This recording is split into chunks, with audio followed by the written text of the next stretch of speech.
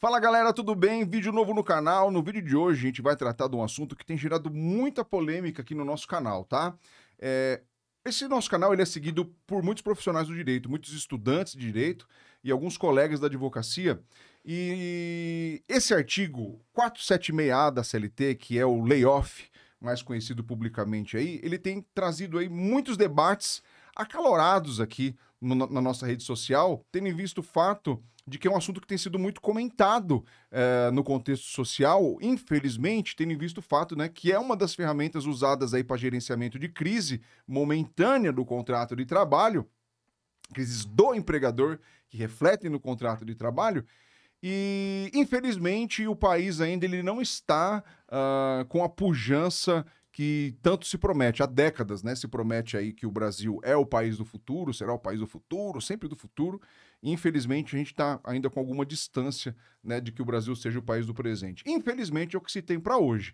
E por conta disso, tendo em vista aí o número grande, expressivo de perguntas que tem chegado para a gente aqui na nossa caixinha de perguntas, nos nossos directs aqui, no próprio YouTube e no WhatsApp, por que não? Nós resolvemos fazer esse vídeo aqui muito além do 476A da CLT, que para você saber os contornos, quem, o que, como e por quê, basta que você veja aqui no link que eu vou colocar aqui na bio ou em algum lugar aqui desse vídeo, do vídeo anterior, onde que a gente faz a dissecação do artigo 476A da CLT, para explicar para você todos os pontos mais importantes conforme a previsão da norma, né? E aqui, nessa proposta, sempre muito esclarecedora, sempre com um tom professoral, nós vamos dizer muito além do que dispõe o 476A da CLT. Um lembrete muito importante para você que já é um passageiro assíduo aqui do nosso canal. Leia o manual de instrução que está na poltrona da frente e se você tiver alguma dúvida relacionada a esse assunto, é muito importante que você procure o advogado da sua confiança, tá? Valorize o seu advogado, o advogado que está aí na sua aldeia, no seu povoado, no seu bairro, na sua cidade, tá? Porque sem o advogado não se faz justiça. Para falar um pouco comigo sobre esse assunto, eu trouxe aqui a doutora Natália Yasmin, que é uma advogada especialista em direito do trabalho e também em direito constitucional, tá? Então, é um assunto muito importante. Eu agradeço, doutora Natália, por participar aqui desse projeto inusitado e despretensioso de levar alguma informação para as pessoas. Tá? Seja muito bem-vinda. Muito obrigada, é um prazer muito grande estar aqui com você, doutor. Vamos ver se a gente consegue hoje... Não me chama de doutor, pode me chamar... Não, chama de Luiz, aqui tá bom, tá? Lá no outro canal pode me chamar de Luiz, mas aqui também me chama de Luiz.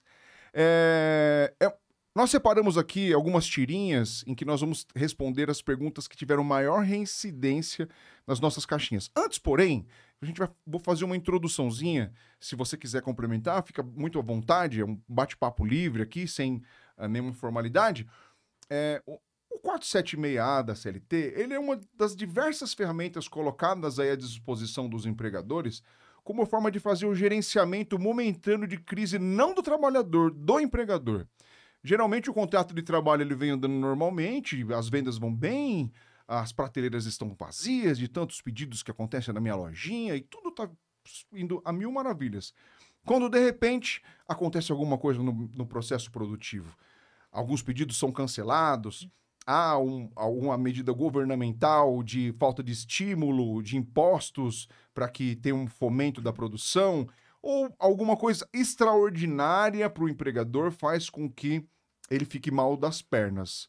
E aí, comprovadamente mal das pernas, a legislação coloca vários institutos aí para que esse empregador consiga gerenciar essa crise dele, não do trabalhador, para que sejam poupados os postos de trabalho. São várias as medidas, né, Natália, que o empregador ele tem à sua disposição. São as férias coletivas, as licenças remuneradas, né, as folgas e o layoff. É uma dessas técnicas de manutenção do contrato de trabalho. E esse layoff, como o próprio nome diz aí, né, tá lá no artigo 476A da CLT, ele fala que é um instituto que pressupõe uma negociação coletiva, certo, entre empregador e sindicato da categoria, em que a suspensão do contrato de trabalho para treinamento. Correto, Natália? Correto. E nessa suspensão do contrato de trabalho, necessariamente advinda aí da negociação coletiva entre empregador e sindicato da categoria, é feito por um prazo de 2 a 5 meses, né, que o contrato de trabalho fica suspenso, e esse empregado, ele deve participar de um curso de formação profissional fornecido às expensas do empregador, pode ser presencial ou telepresencial, e o empregado ele tem a obrigação de frequência em pelo menos 75% dessas aulas. Nesse período em que a suspensão do contrato de trabalho, o empregador fica obrigado a pagar uma ajuda de custo, caso assim pactuada na norma coletiva, de natureza não salarial, ou seja, não compõe a base de cálculo de férias, fundo, 13º, aviso prévio e o mais.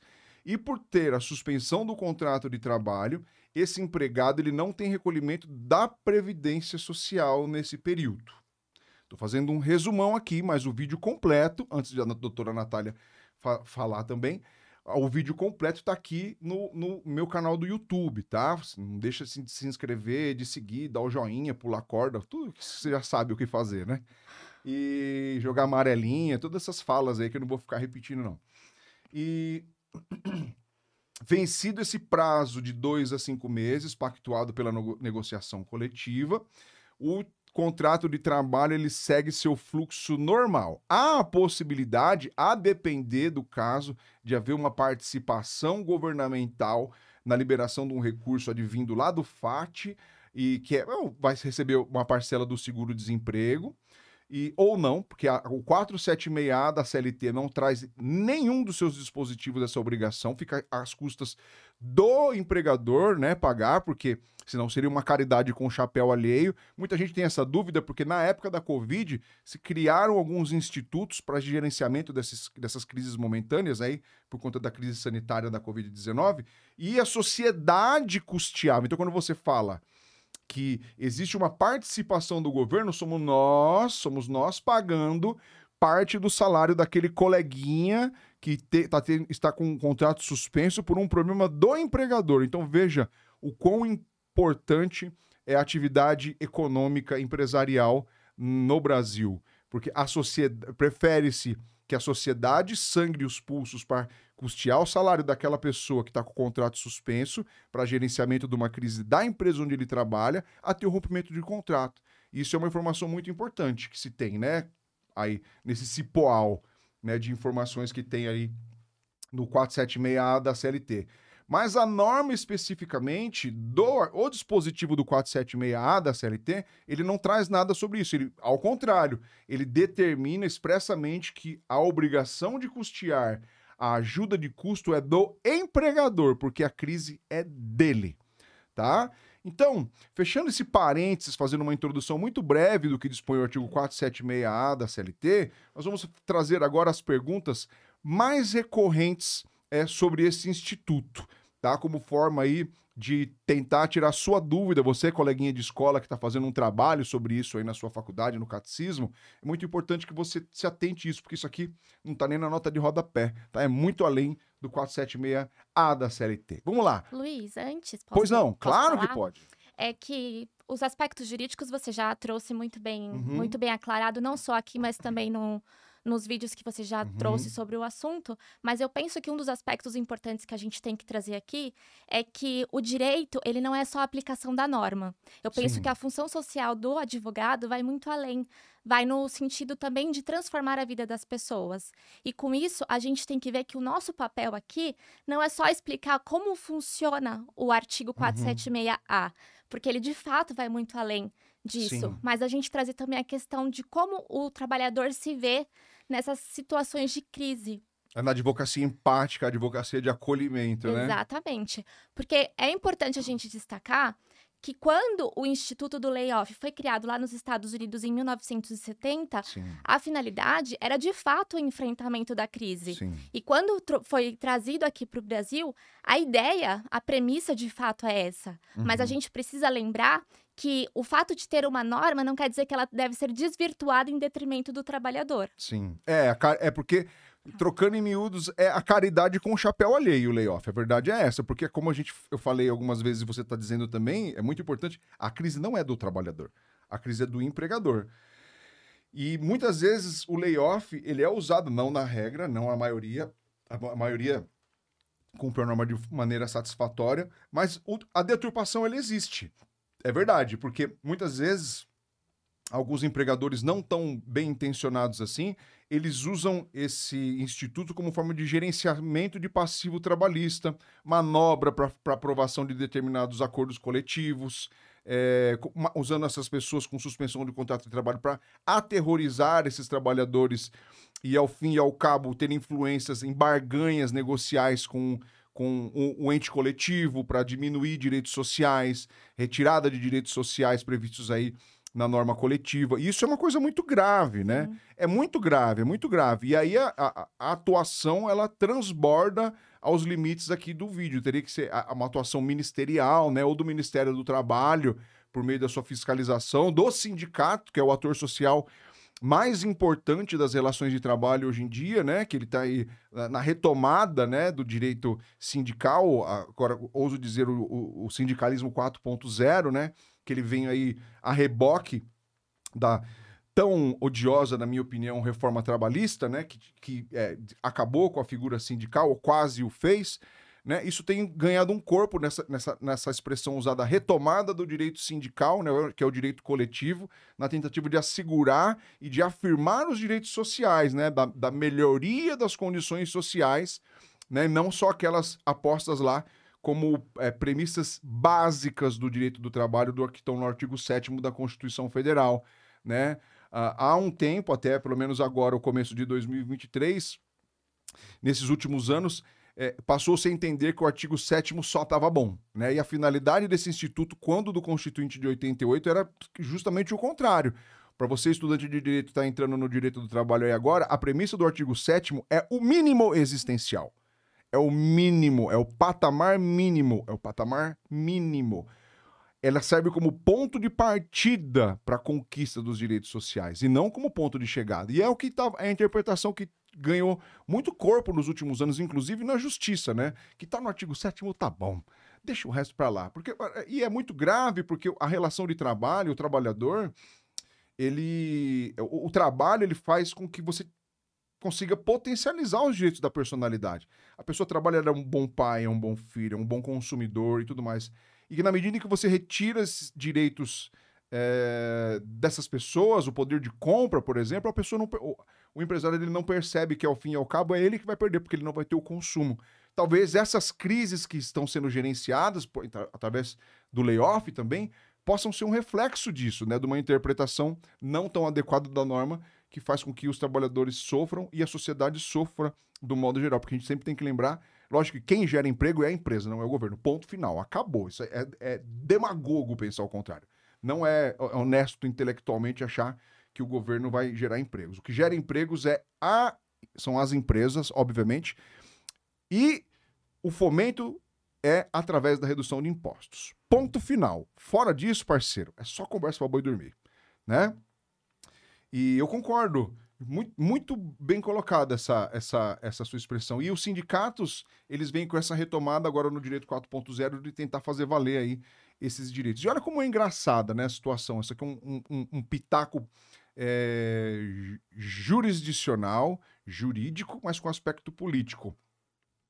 Curiosamente, essa semana, nós estamos em abril de 2023, saiu uma nota em que o STF validou a cobrança assistencial dos sindicatos, né, que havia sido reformada em 2017 pela reforma trabalhista, que passou-se a não ser obrigatória, né?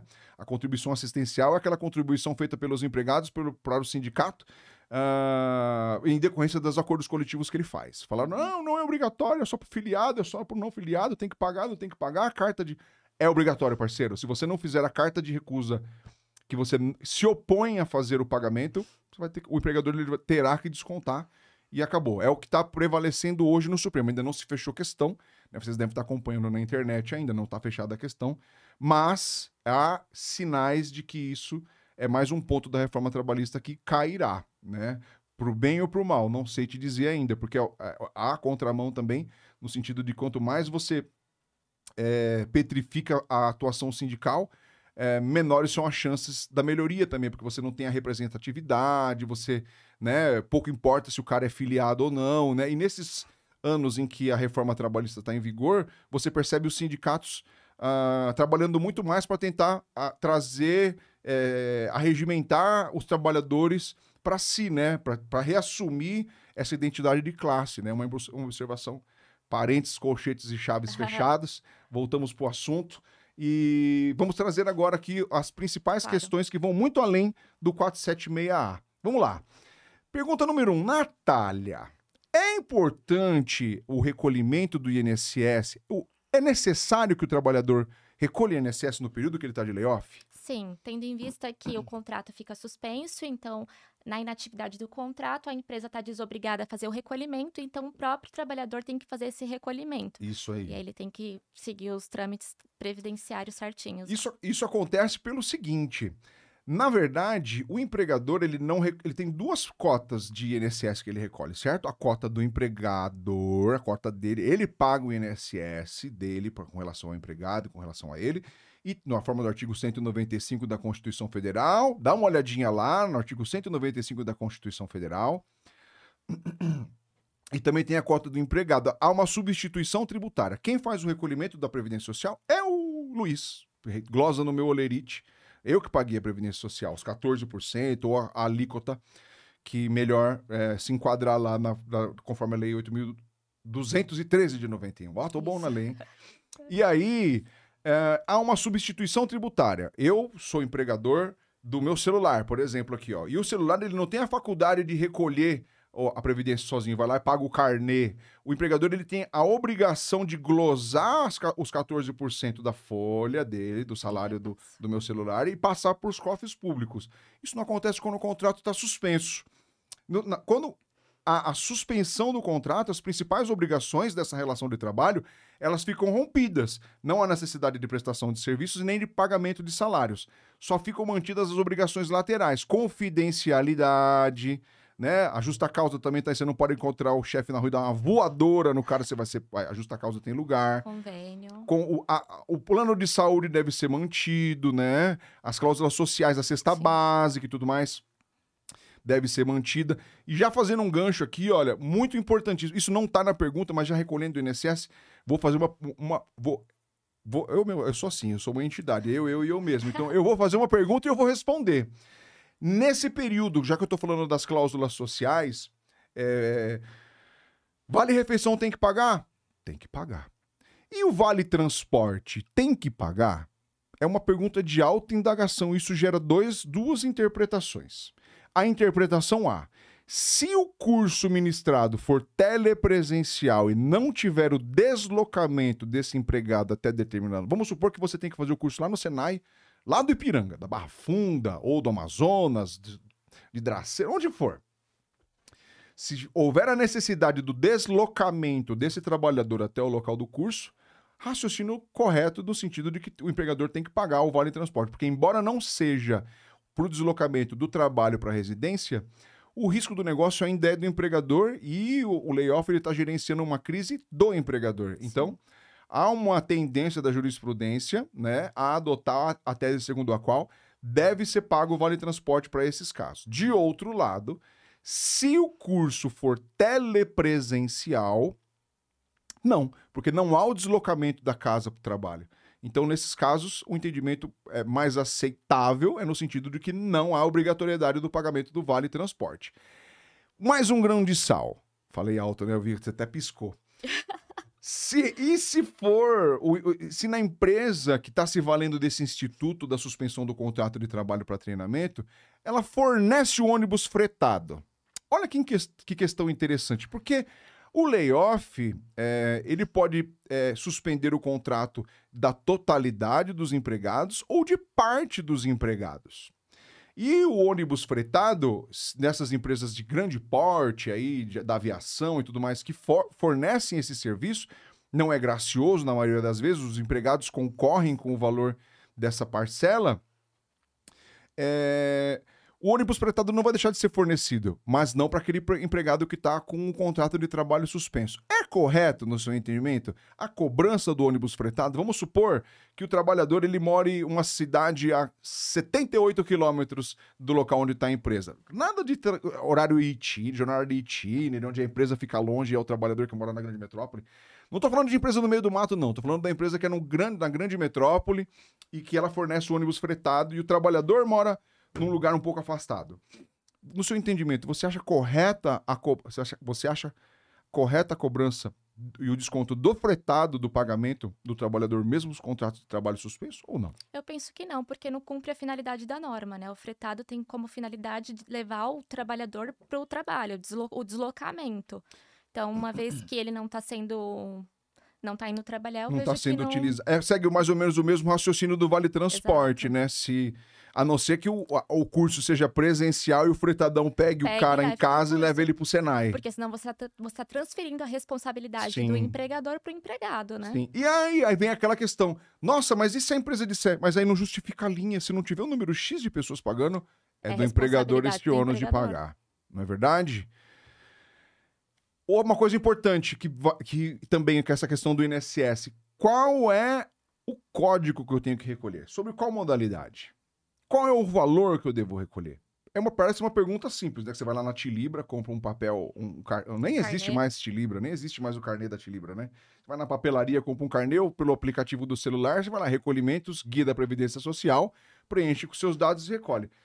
Mas é uma questão de altíssima indagação e de reflexão, pelo seguinte, porque eu ouvi dizer aqui, e nas mensagens chegaram várias nesse sentido, posso pagar pelo mínimo? E se eu tiver um meia... Não, se tiver um mês, você já tá ferrado. Você não vai ter o benefício do governo, você já vai ter um monte de coisa, um monte de desdobramentos ruins, porque você é empresário, parceiro. Uhum. E aí não dá certo. Tem que combinar com os dois lados da cabeça o que você quer ser. Não cabe aqui essa discussão. Mas, se você recolher pelo mínimo, antevejo problemas quando da sua aposentadoria. Embora seja um período curto, né, de 2 a 5 meses, podendo ser prorrogados ou não, mediante negociação coletiva, a partir de novembro de 2019, quando entrou em vigor a reforma da Previdência, passou-se a prever que não apenas as 80% maiores contribuições entram na base de cálculo, compõem a base de cálculo da aposentadoria, mas agora são 100% das contribuições. E aí, se você vem com recolhimento pelo teto e você recolhe pelo mínimo, automaticamente, embora possa não ser um valor tão expressivo assim, você terá um valor menor de aposentadoria. É lógico. Como consequência. Então, se você recolhe, pelo mínimo, facultativo. Se você não exerce uma outra atividade remunerada, é como facultativo que você deve recolher. Recolha como facultativo. Se você recolhe por 20% do salário mínimo, por exemplo, você vai ter essa janela com um dente menor aí de recolhimento. Então pode aí ter uma redução da sua aposentadoria.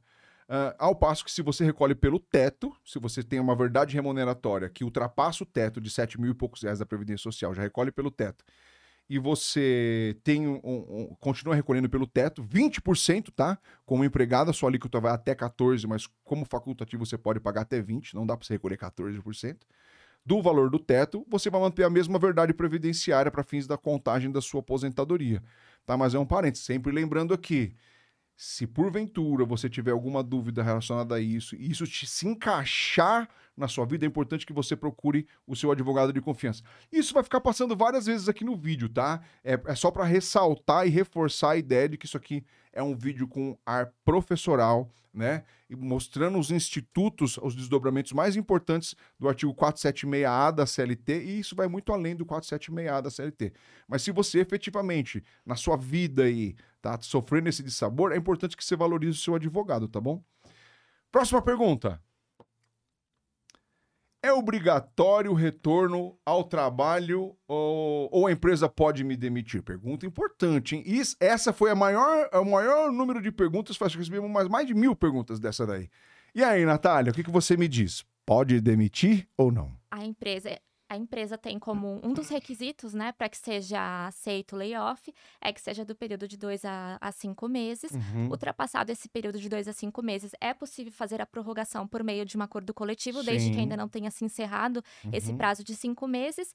E aí o empregado, ele tem que retornar, ele tem até 3 meses de Garantia provisória de emprego. de garantia provisória de emprego. Ele deve retornar ao emprego, senão ele pode ser mandado embora como abandono, né? Isso, ele tem que retornar para o emprego, mas se ele for demitido no curso do layoff, há um direito, pela finalidade da Sim. norma, há um direito subjetivo desse empregado a ser reintegrado no emprego, porque a previsão legal é expressa no sentido de que nesse período o trabalhador ele está meio blindado, até Sim. porque nem precisaria tanto raciocínio legal assim do 476A, porque se o contrato de trabalho está suspenso, o contrato de trabalho suspenso não pode ser rescindido. Sim, e além disso, tem a obrigação da empresa, né, que é o pagamento das verbas rescisórias devidas e uma multa de 100% sobre o salário da última remuneração recebida pelo empregado. Se não ficar pactuado uma coisa maior no acordo e na isso. convenção coletiva, que isso, o que a lei disponibiliza é o mínimo, né? Exato. Se o acordo coletivo assim dispuser,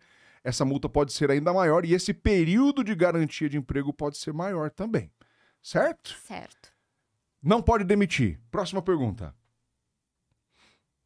O que acontece? Eu já acabei de dizer, mas eu vou responder.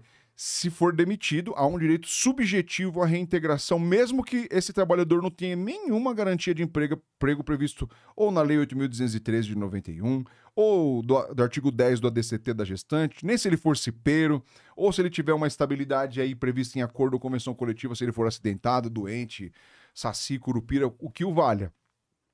Nesses casos, há uma previsão na norma do direito subjetivo à garantia de emprego nesse período em que tem a tutela de 2 a 5 meses prorrogáveis e também aí dos 3 meses subsequentes, minimamente previsto no artigo 476A da CLT. Certo? Além disso, se ele for posto em layoff nessa oportunidade, quando ele retornar, ele não pode ser colocado num próximo layoff pelo prazo de 16 meses.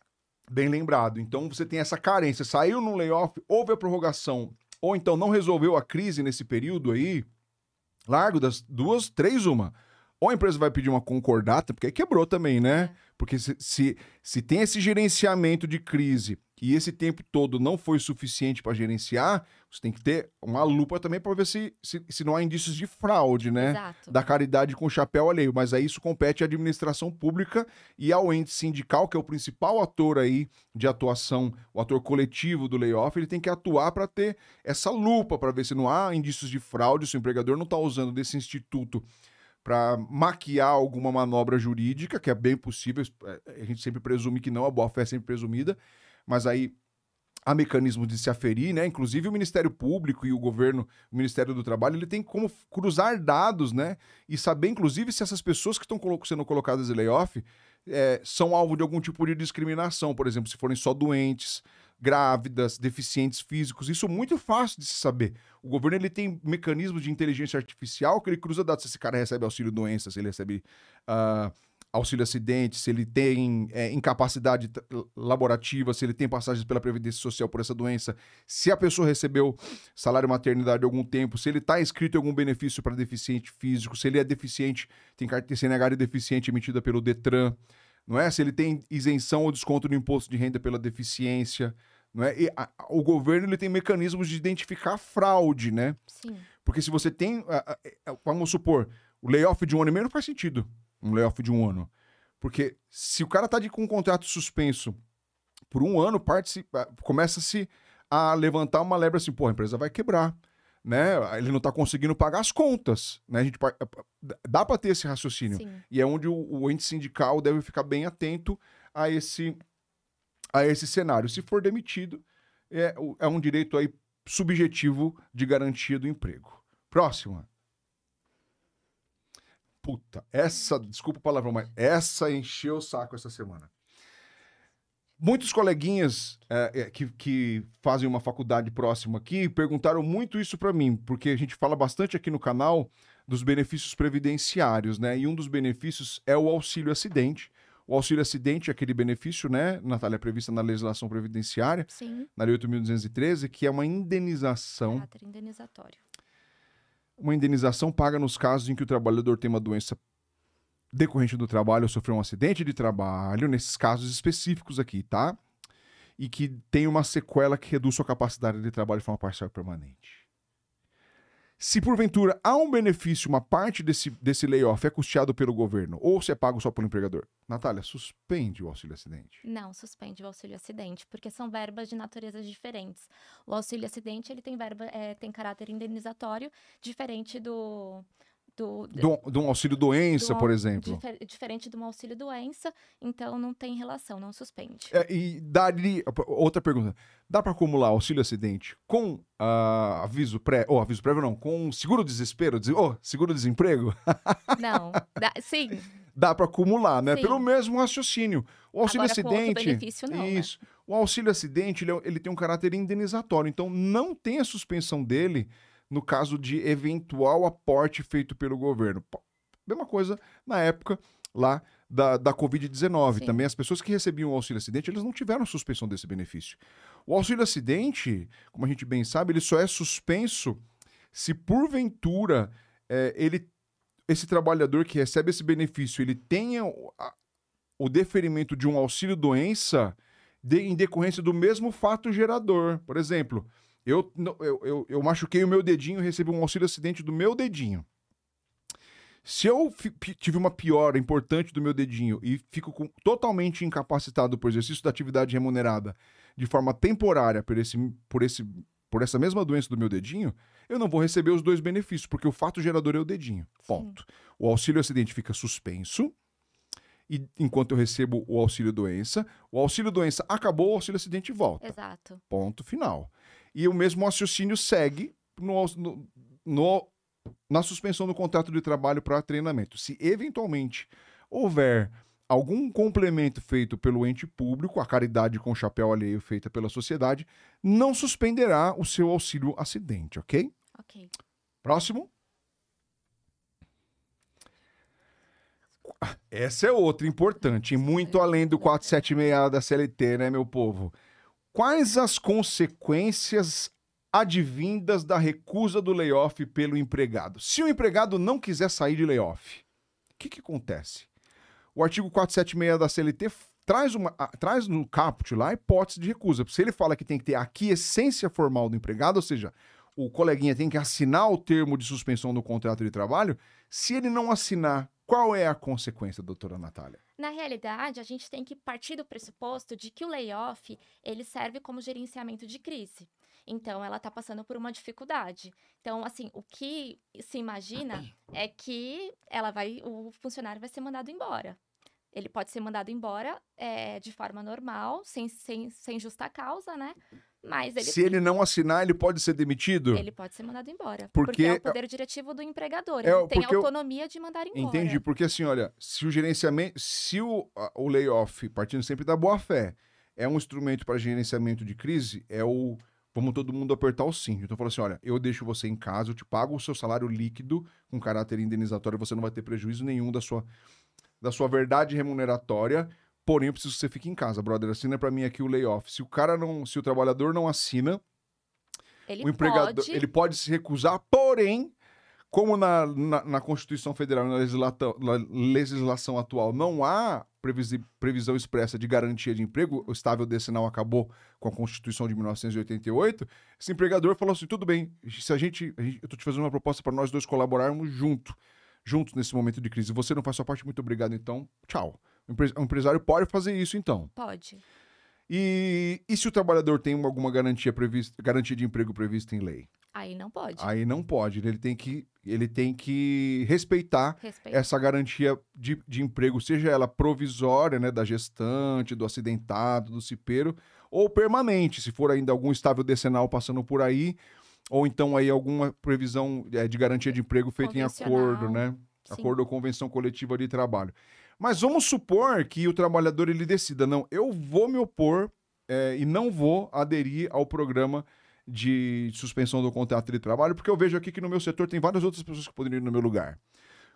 O empregado ele simplesmente pode ignorar o telegrama recebido pelo empregador, comparecer ao RH para assinar o layoff, ou deixar de responder o e-mail que está com um formulário para ele preencher para a suspensão do contrato de trabalho, ele pode apenas ignorar isso ou ele deve fazer uma outra coisa? De forma alguma, porque aí ele tá violando, né? Ele não tá cumprindo os requisitos da lei. É o abuso de direito, ele está Exato. se omitindo e a presunção é de que ele aderiu. A lei é expressa, o artigo 476A, ele é expresso em informar que tem que ter a concordância do empregado. Uma vez que não teve, ela não pode simplesmente imputar essa responsabilidade para o empregado e afastar e suspendê-lo do contrato de trabalho. Mas é importante que o empregado, nesse caso, ele formalize essa intenção de não sair, esse direito de recusa. É importante que você, então, se você foi notificado, se o trabalhador foi notificado através de um telegrama, olha para você na sua advocacia que dica legal que você pode dar para o seu cliente aí na Zona Franca de Manaus, por exemplo, que está vendo o nosso vídeo. Um abraço aí, pessoal da Zona Franca de Manaus.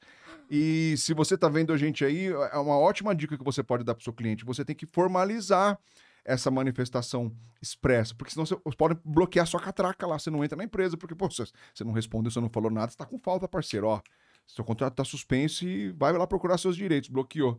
Então você tem que, esse trabalhador, ele deve formalizar essa intenção pro empregador, olha, infelizmente não posso fazer a suspensão do contrato de trabalho para treinamento, porque o artigo 476 da lei da CLT assim me assegura, ou então porque eu estou afastado pela Previdência Social, ou então porque eu tô grávida, ou então porque eu já estou afastado, entendeu? Tem que ter alguma justificativa plausível, tá? Então, por conta da minha recusa, por favor, indique outra pessoa para ser colocado no meu lugar, para que você mostre objetivamente, e tenha a prova, aliás, né? Para que não apareça abusivo, que você viu e tocou a campainha e saiu correndo. Não é verdade? Isso. Próxima pergunta. O que acontece se não tiver a oferta do curso? Aí é uma pergunta importante, né? Porque a legislação, a CLT, ela fala que é um dos requisitos, né, formais do 476A da CLT, da suspensão do contrato de trabalho para treinamento, o fornecimento do curso. E se a empresa, porventura, não fornece o curso, Natália, o que acontece? O layoff é inválido, né? Porque não cumpre a finalidade da norma também. A gente tem que parar para pensar também nesse aspecto de que o layoff, mais uma vez, ele serve como enfrentamento da crise que a empresa está passando. Uhum. E aí é um período para que se evite, por exemplo, demissões em massa. Sim. Mas o fato é que a empresa continua sendo a parte mais forte da relação. Sem dúvida. Enquanto o empregado continua sendo a parte mais fraca da relação. Então, é necessário que hajam requisitos para que o trabalhador também não fique em total prejuízo nesse período em que ele fique afastado, né, do trabalho. Então, é um requisito e é um requisito importantíssimo. Inclusive, devia ser um requisito que devia ser melhor analisado na questão de qualificação mesmo, assim, não de forma aleatória. Vou dar um curso aleatório. De corte e costura pro engenheiro, não faz sentido. Não faz sentido, mas qualificar mesmo aquele profissional para que além dele voltar, que ele possa voltar com mais engajamento ali para conseguir um curso de liderança, um curso de aperfeiçoamento naquela função. Exato. A gente sabe que afinal no mundo de cara seria esse o ideal, mas na verdade não é geralmente isso que acontece, porque a lei não esmiuça isso. Não existe uma norma regulamentadora que descreva isso por minúcias, né? Fica a critério aí sempre do ator coletivo, do acordo coletivo, né? Do ente sindical e do patronado estabelecer quais serão esses cursos e tudo mais. Mas o ideal, né, pela finalidade da norma, é de que esse curso seja profissionalizante e tenha uma efetividade na vida, na verdade, laborativa desse trabalhador, né? Porque senão acaba sendo só para passar... sabe da multa de trânsito? Finge que eu assino, que eu finge que te entrego, o dinheiro tá por baixo. É mais ou menos isso, né? Acaba que desvirtua aí a finalidade da norma, né? E eventual abuso é sempre coibível por intervenção judicial, caso seja, né, o ocorrido ali, né? Mas, em tese, nunca vi nenhum julgado... Nunca vi nenhum julgado também falando, olha, anulo a suspensão do contrato de trabalho para treinamento porque o curso foi de corte e costura para o engenheiro. Porque a lei não determina, entendeu? Não delimita. E se não há no acordo coletivo e não há também previsão expressa na lei, infelizmente, Mas, assim, uma coisa que você também já disse também nos seus vídeos... fica aí a reflexão. É, uma coisa que você também já trouxe nos seus vídeos anteriores a respeito disso, é que é importante a gente destacar que o layoff não se trata de férias. Sim, O trabalhador, ele não está de férias, ele não tem que ficar em casa esperando que algo aconteça. A finalidade do curso é justamente essa, é reciclagem. acompanhar a reestruturação da empresa. Porque se Sim. ela está em crise, a ideia é que ela consiga se restabelecer e esse trabalhador volte inserido naquele contexto de melhorias da empresa. Mas é uma coisa, um gancho importante que você falou que não é férias, não são férias, mas o contrato está suspenso. Se o contrato está suspenso, desde que sem abuso, e não exista cláusula de não concorrência, esse trabalhador ele pode fazer outra atividade nesse período. Ele pode fazer um Uber, por exemplo. Eu não vejo problema, desde que ele respeite os 75% de presença no curso. Eu acredito que pelo fato do Não há contrato estar oposição, suspenso, né? como não há previsão legal, você não está com uma bola de ferro embaixo da mesa aqui, igual a minha, me amarrando aqui para fazer esse vídeo, não. Mas então, se não há uma previsão que proíba durante a suspensão, porque você não está recebendo um auxílio-doença que pressupõe uma incapacidade total Sim, e temporária para o exercício, porque aí o auxílio-doença você não pode fazer Uber, você está ferrado se você fizer Uber. Uhum. Se você for fazer um crochê para fora, você está arrebentado.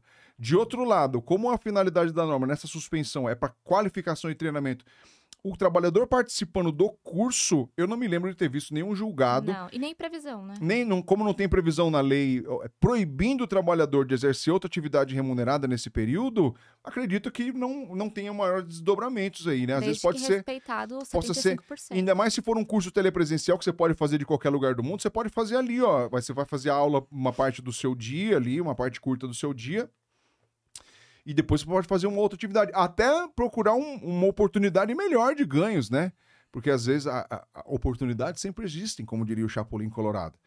E é uma oportunidade, às vezes, de você achar uma coisa melhor para se fazer também, né? É um dos riscos de você suspender o contrato, Sim. que você pode perder um bom talento, às vezes, né? Aquele trabalhador que já estava ali pensando num plano melhor, ele dá o pulo e vai ser feliz. E o empregador ficou na mão também, Sim. né? O ganha-ganha pode não ser o ganha-ganha para todo mundo, tá? Então você tem que aprender, eu sempre uso isso, usar a diversidade a seu favor. Próxima pergunta. O que acontece se o empregado não participar do curso? Antes de responder o que acontece com o empregado, eu esqueci de falar uma coisa importante lá. Se o empregador não fornecer o curso, há o desvirtuamento do 476A da CLT. Esse período que teve suspensão do contrato de trabalho, ele se torna interrupção do contrato de trabalho, como se fosse um final de semana prolongado, ou as férias. Esse empregador ele está obrigado a recolher o INSS de todo o período, recolher o fundo de garantia de todo o período, e a indenização paga aí, a contraprestação econômica paga pelo empregador, ele adquire caráter salarial. E se esse valor que ele recebeu no layoff for inferior ao salário dele, o empregador ele tem que complementar e também tem que ressarcir os cofres públicos em eventual contraprestação pagas aí pela sociedade. Ponto final. Fechado parênteses, voltando para cá. E aí, Luiz? Se o empregado não participar do curso, foi no Uber lá, adorou fazer Uber, nossa, eu trabalhando 24 horas por dia fazendo Uber aqui, tá massa demais. O que acontece com ele? Assim como a empresa tem obrigação, o funcionário também tem obrigação, né, a cumprir. Então, nesse caso, ele está descumprindo a obrigação dele e ele pode ser mandado embora. Pode ser penalizado, primeiro, ele não vai receber a bolsa de qualificação paga pelo empregador. Vai ficar sem o pagamento. E há também o abuso de direito. Então, se o trabalhador lá, quando ele saiu de layoff, ele não fez expressamente a recusa, vamos supor, no mundo de caras, o trabalhador não tem nenhuma garantia de emprego. Ô, Luiz, tudo bem, você está de layoff? Pois não, olha, não vou sair de layoff. E não fala nada pro empregador. Ele pensa comigo assim, comigo com meus botões, não vou sair de layoff. Não responde, fico em casa, não participo do curso. Você está agindo contra a disposição de lei e aí há um direito subjetivo também do empregador, né, a considerar esses dias como falta. Se você tem o ânimo de abandono, falta justa causa. Se você tem o ânimo de abandono. Agora, se você não tem o ânimo de abandonar, você mandou a sua recusa expressa lá para ele e não participou do curso, você pode não ser mandado embora também. Agora, se você tem a adesão ao layoff e você não participa do curso, você não receberá sua bolsa de qualificação. A contraprestação econômica não virá contraprestação do governo, você não vai receber o certificado e, muito possivelmente, há um direito subjetivo do empregador de romper esse contrato. Que é a maior preocupação. É a maior preocupação das pessoas que mandaram aí na caixinha de perguntas. Então, tem que participar do curso, tá, gente? Próximo. Qual é o papel do sindicato nessa? O papel do sindicato, Natália, é o maior possível, né? Sim. O sindicato é o maior interessado na tutela e no gerenciamento desse momento de crise, né? Na fiscalização, na aferição se não está havendo nenhum abuso de direito, nenhuma discriminação, lista discriminatória escolhendo essa ou aquela pessoa. O sindicato ele vem ganhando um papel agora nessa retomada do direito sindical de maior destaque. E é o sindicato que é o ente coletivo que ele tem um papel de afirmação dos direitos sociais do trabalhador. Sim. Então o sindicato ele tem que fiscalizar, controlar, facilitar e promover o retorno dessas pessoas para o trabalho. Sim. Não é? Além disso, o sindicato, como eu já tinha dito anteriormente, o trabalhador ele é a parte mais fraca da relação. Sem dúvida. Mas com o sindicato, ele tem o poder de se igualar ao tamanho do empregador, Sim. porque é a força que o empregado precisa para lutar realmente contra os seus direitos ali, contra os seus, com relação aos seus direitos, né? E o fato de o sindicato ter essa possibilidade de fiscalizar resguarda o trabalhador também de ter alguns prejuízos, como é o caso, por exemplo, de discriminação. Sem dúvida. Por exemplo, o layoff também determina, a lei determina que a empresa, ela notifique o sindicato com 15 dias de antecedência, apresentando uma lista com os nomes, os setores e tudo mais. E aí é que entra a atuação do sindicato, que ele vai poder fiscalizar se de fato essas pessoas são aleatórias, se são pessoas de um grupo específico, se são pessoas ali da área específica que está em capenga na atividade econômica, que realmente tem a necessidade de estar inabilitada, enfim, então é muito relevante a importância do sindicato nessa busca pelo direito do... O sindicato é o maior aliado dos trabalhadores, Totalmente. no modo geral, e agora não menos, né? Não menos importante. Exatamente. Mais alguma pergunta? Ah, essa é importante, hein? Como fica a saúde emocional do trabalhador em situação de crise? Natália, essa é totalmente pra você, porque você disse que eu não tenho sentimentos, né? Brincadeira. Não, essa de fato vai muito além do 476 da CLT. Uhum. Porque a gente precisa entender que muitos desses trabalhadores, por exemplo, a gente trabalha isso acontece muito, por exemplo, com chão de fábrica. Sim. Muitas vezes eles são o quê? Arrimos de família. Sim. Então, essa dúvida, essa incerteza do que pode acontecer, faz com que isso gere vários impactos na vida desse trabalhador, na casa desse trabalhador. A gente trabalha muito com a questão da vulnerabilidade, da fragilidade, de que aquela pessoa tem o dever de prover o sustento da família. Então, pensa que o cara que tem a função, o dever de prover o sustento da família, sem saber o que vai acontecer amanhã, nessa incerteza do que pode acontecer, gera vários danos psicológicos. Se sente menos capaz, né? Se sente totalmente incapaz, na realidade. Porque pensa, é um cenário de instabilidade, coisas acontecem, por exemplo, a gente não estava preparado para a Covid-19. Sem dúvida. E ela aconteceu. Foi um cenário de crise e que a gente teve que trabalhar da forma que podia. E a medida do layoff, ela tem a finalidade de gerenciamento da crise. Agora, o que a gente precisa destacar aqui é que não pode ter o desvirtuamento da norma e que isso deve ser aplicado da forma correta, cumprindo os requisitos, para que não haja um abalo emocional muito grande no trabalhador e que isso gere impactos negativos, né? Porque a fragilidade, ela diz respeito não só à questão emocional, mas a fatores econômicos, a tantos outros fatores. Então, a gente tem que entender a nossa função também enquanto sociedade, enquanto empresa, enquanto empregado. Sim. Então, assim, por exemplo, a vulnerabilidade, ela pode ser... Ela não nasce do nada.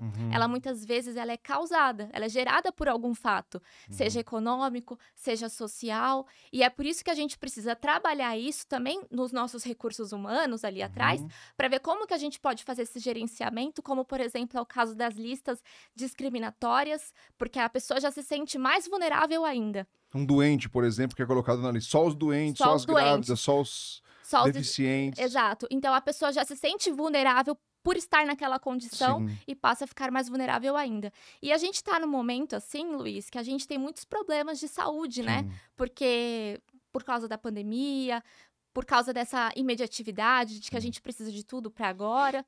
Então, assim, a responsabilidade da empresa é muito grande com relação a colocar um trabalhador de layoff, dando também não só o respaldo, mas também a liberdade dele se manifestar livremente, Sim. não simplesmente impor que ele tenha que pegar o layoff, enfim, mas também essa liberdade de explicar como que vai ser os próximos passos daqui para Uhum. frente. Porque muitas vezes eles assinam um documento e não sabem como vai ser daqui para frente. Então, por exemplo, muitas vezes eles acabam sem saber se é de 2 a 5 meses, Uhum. se eles têm que de fato participar do curso, se eles podem fazer uma renda extra no Uber. Sim. Então, assim, é importante que, além de gerenciar a crise, enfrentar a crise, eles também tenham a sensibilidade de tratar o trabalhador como pessoa humana, porque isso é Sim. um princípio constitucional e que tem que ser validado nos nossos dias, né? É empatia, né? E isso que a gente Exato, está fazendo aqui é justamente nesse sentido também, para tentar acalentar, né? É a exato. advocacia empática, a advocacia de acolhimento, ensinando para você, seguidor, que é da área do direito, que vale a pena fazer isso com o seu cliente. A experiência de consumo Sim, também, né? Se você encarar a advocacia como uma relação de consumo, como parte aí das pessoas entendem, não é o meu caso, nem o seu também, mas essa experiência de consumo, esse acolhimento que acaba sendo, né, importante para a pessoa. Olha que legal, às vezes o sindicato ou até o próprio empregador, eles teriam subsídios para fornecer um apoio psicológico para essas pessoas, sim, como forma de minorar esses efeitos deletérios aí na psique da pessoa em decorrência dessa crise. Porque, muito embora a crise seja do empregador, o empregado ele se sente parte desse processo produtivo, ele é uma parte da engrenagem. E não é mesquinho entender que ele não tá nem aí pro que tá acontecendo. Vou partir o Recife. Não é isso, entendeu? O cara ele tá ali sofrendo todos os dissabores da suspensão do. Ele tá com uma insegurança enorme de perder o emprego dele. Né? E ainda mais se ele tiver uma vulnerabilidade social, como a gente estava falando agora, uma deficiência, uma doença, ele sabe no íntimo dele que as chances de recolocação no mercado são muito menores, né? Então é onde que os sindicatos eles têm esse papel importantíssimo de também estar oferecendo um apoio psicológico para profissionais qualificados ou então exigindo, por intermédio da negociação coletiva, que esse empregador ou esse empregador o faça de esponte própria, que seria o ideal, né? sim. Forneça esse tratamento psicológico para as pessoas que eventualmente tenham algum abalo, né, em decorrência dessa suspensão do contrato de trabalho para treinamento, né? Sim. Mais alguma pergunta? Então, meus amores, é isso. Nós agradecemos muito a presença de vocês nesse vídeo de hoje, tá? Eu espero que tenhamos lançado algumas luzes aí para além do artigo 476A da CLT. Mais uma vez lembrando e agradecendo a presença de todos vocês e lembrando que se porventura alguma coisa que você ouviu aqui nesse vídeo se encaixar para sua realidade social, procure seu advogado de confiança, tá bom? Valorize o advogado da sua confiança, porque o direito é para todos.